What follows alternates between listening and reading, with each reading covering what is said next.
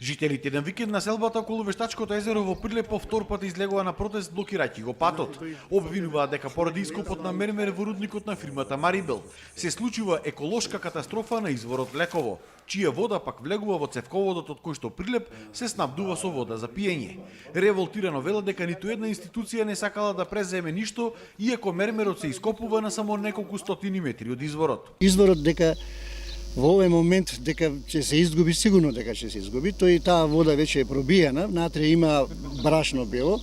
пред некој ден имаше и жолта водата течеше, значи тоа е опасна работа, а сите тука кои што се викендици, кујки, кои што има луѓе кои што живеат, пијаат, готват од таа вода, значи никој не ја удостојува да каже исправна или не е исправна водата. Жителите се плашат дека ако продолжи ископот на мермер можно било да се случи дури да се изгуби водата од изворот. Велат дека преставки за добивање на оваа концесија правеле уште пред околу 10 години, но институциите и тогаш и сега останувале глуви. А да дојде до таа работа, значи сега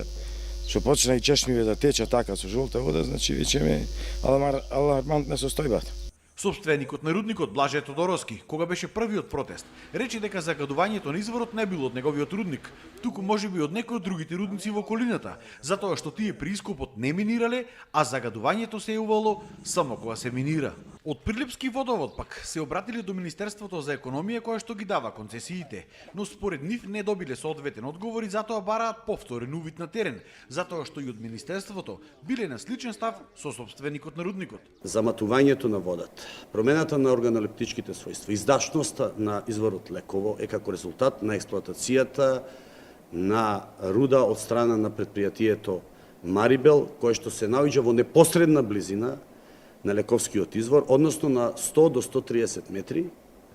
додека останатите предпријатија кои што експлоатираат рудата се на 2 километри оддалеченост, што воопшто не е приближно исто. Жителите пак се закануваат со порадикални протести ако државата не го реши овој проблем.